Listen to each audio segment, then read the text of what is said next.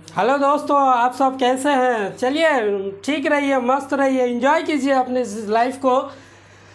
दोस्तों मैं कहना चाहूँगा जिस तरह से हम लोग कह सकते हैं we can not live without water, ठीक उसी प्रकार से हम लोग अंग्रेजी के बिना ज़िंदगी बिल्कुल क्या अधूरा है। हम लोग अच्छी ज़िंदगी नहीं जी सकते हैं, अच्छा हम एंजॉय नहीं कर सकते हैं बिना अंग्रेजी का। कुछ स्टूडेंट जो है, कुछ विद्यार्थी, कोई मेरे दोस्त ऐसा बोल रहे हैं कि सर इन सब रूल के अलावा कोई ऐसा ट्रिक बताइए, कोई ऐसा रूल बताइए ताकि हम लोग जल्द से जल्द अंग्रेजी बोलना शुरू कर देंगे।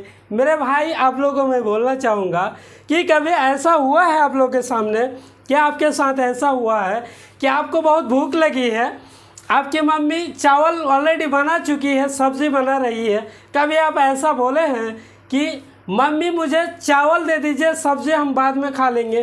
क्या ऐसा हो सकता है? चलिए मान लीजिए और एक उदाहरण देता हूँ आपको कि कोई भी इंसान खाना खाता है, उसके साथ कुछ अलग अलग तरीके का, कुछ अलग अलग वैरायटी सब्ज़ी बनती है।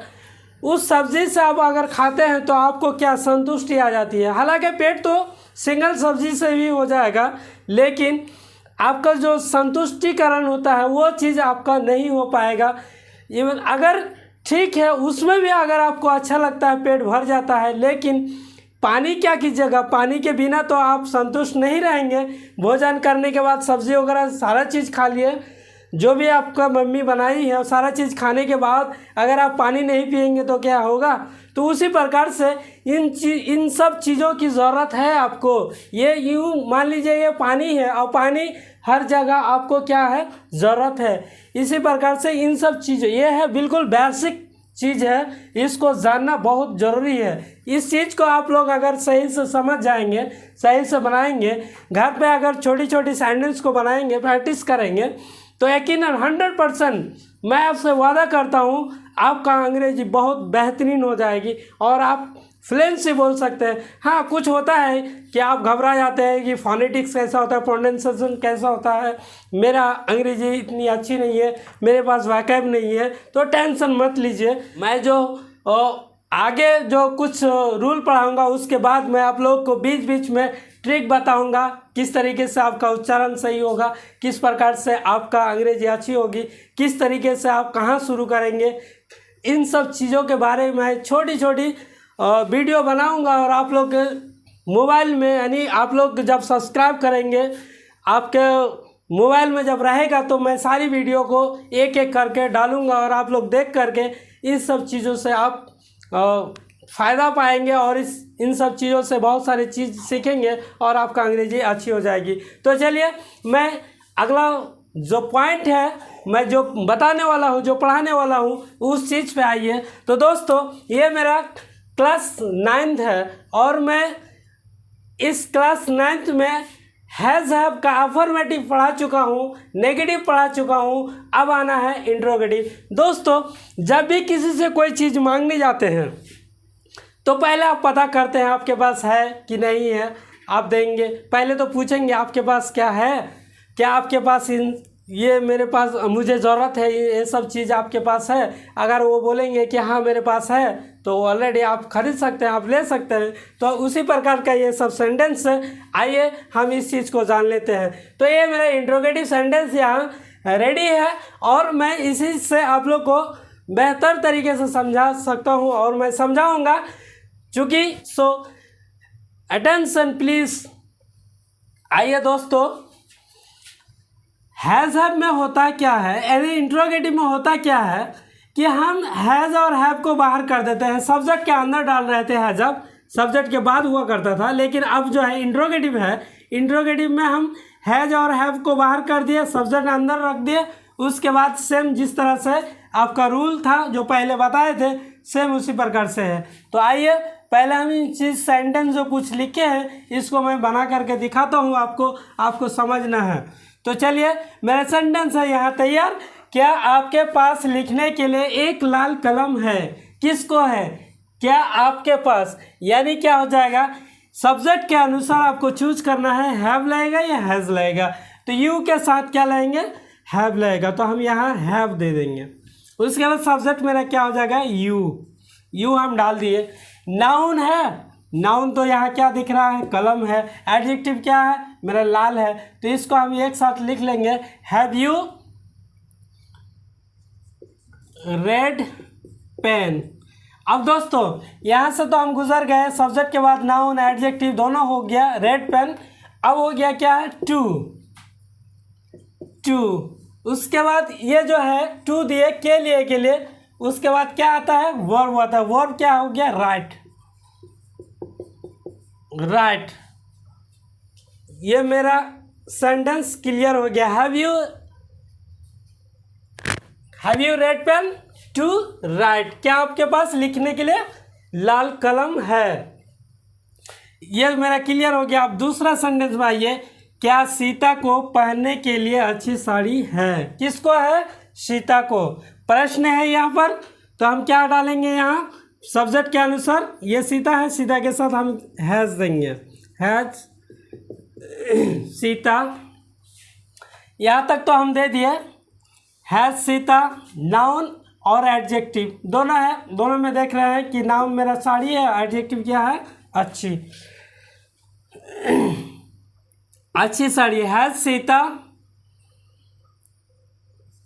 अ गुड साड़ी, अ गुड साड़ी। सॉरी, यहाँ हम क्या, एक अच्छी साड़ी, यहाँ एक डाल दिया मैंने, एक अच्छी साड़ी टू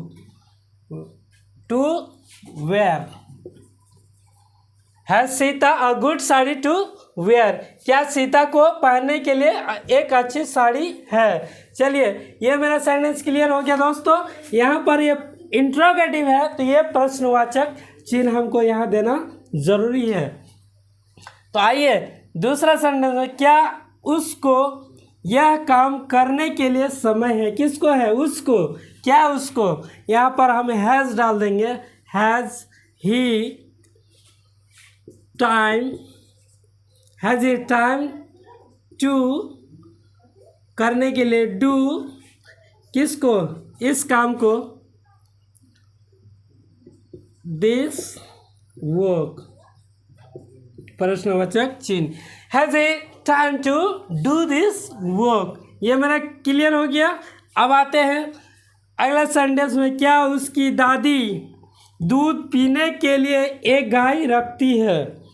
किसकी दादी, उसकी दादी। यहाँ आप लिख सकते हैं, has her grandmother, has her grandmother a cow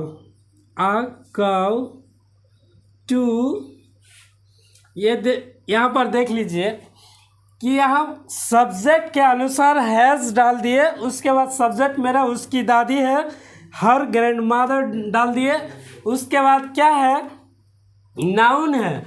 noun आपका ये काउ हो गया, और टू है, टू के लिए डाल दिए। वो अब क्या है, पीने के लिए।